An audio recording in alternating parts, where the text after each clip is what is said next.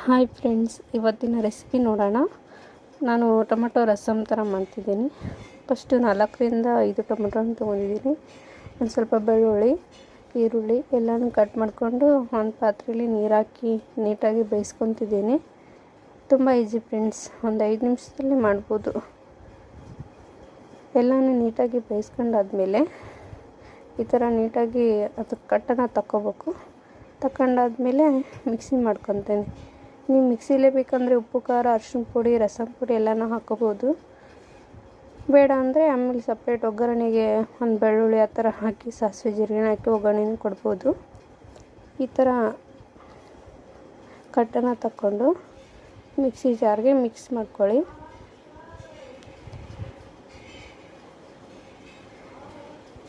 ಅದಾದಮೇಲೆ ನಾನು ಒಗ್ಗರಣೆಗೆ ಅಂತ ಒಂದು ಬೆಳ್ಳುಳ್ಳಿ, ಸಾಸಿವೆ ಜೀರಿಗೆ, ಕರಿಬೇವು, ಕೊತ್ತಂಬರಿ ರೆಡಿ ಮಾಡ್ಕೊಂಡು ಇಟ್ಕೊತೀನಿ.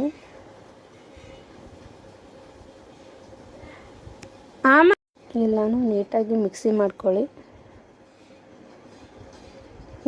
ನೀವು ಮಿಕ್ಸಿಲೇ ಖಾರ ಪುಡಿ ಎಲ್ಲನೂ ಹಾಕ್ಕೋಬೋದು. ನಾನು ಬೇಡ ಅಂತ ಸಪ್ರೇಟಾಗಿ ಒಗ್ಗರಣೆ ಕೊಡ್ತಿದ್ದೀನಿ. ಸ್ವಲ್ಪ ಎಣ್ಣೆ ಹಾಕಿ, ಸ್ವಲ್ಪ ಸಾಸಿವೆ ಜೀರಿಗೆ ಹಾಕಿ, ಕರಿಬೇವು ಎಲ್ಲನೂ ಹಾಕಿ, ಒಂದು ಬೆಳ್ಳುಳ್ಳಿ ಟೇಸ್ಟಿಗೆ ಅಂತ ಜಜ್ಜಿಟ್ಟಿದ್ದೆ ಅದನ್ನು ಹಾಕಿದ್ದೀನಿ. ಶುಂಠಿ ಬೆಳ್ಳುಳ್ಳಿ ಪೇಸ್ಟ್ ಹಾಕ್ಬೋದು, ಇಲ್ಲ ಬರೀ ಬೆಳ್ಳುಳ್ಳಿನೂ ಹಾಕ್ಬೋದು. ಅದಾದಮೇಲೆ ನಾವೇನು ಮಿಕ್ಸಿ ಮಾಡ್ಕೊಂಡು ಇಟ್ಕೊಂಡಿರ್ತೀವಲ್ವ ಅದು ಹಾಕಬೇಕು. ಹುಳಿನೂ ಹಾಕ್ಬೋದು, ಬಟ್ ಟೊಮೆಟೊ ಎಣ್ಣೆ ಹುಳಿ ಇರುತ್ತೆ, ನೋಡ್ಕೊಂಡು ಹಾಕಿ.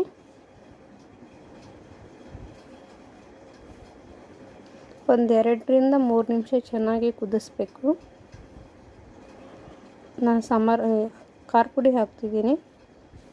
ನೀವು ಬೇಕಂದರೆ ಒಗ್ಗರಣೆಲೇ ಒಣ ಮೆಣಸಿನ್ಕಾಯಿ ಬರುತ್ತಲ್ಲ ಅದನ್ನೂ ಹಾಕ್ಬೋದು.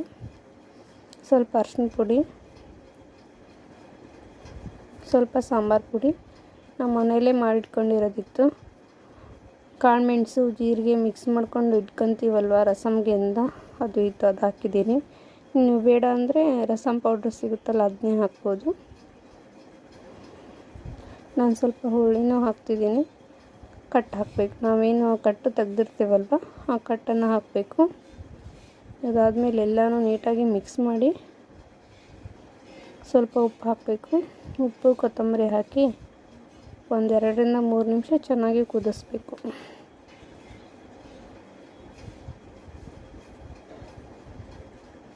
ತುಂಬ ಚೆನ್ನಾಗಿ ಬರುತ್ತೆ ಟೇಸ್ಟ್. ನೋಡಿ ಫ್ರೆಂಡ್ಸ್ ಯಾವ ಥರ ಕುದೀತಿದೆ ಅಂತ. 5 ನಿಮಿಷ ಸಾಕು.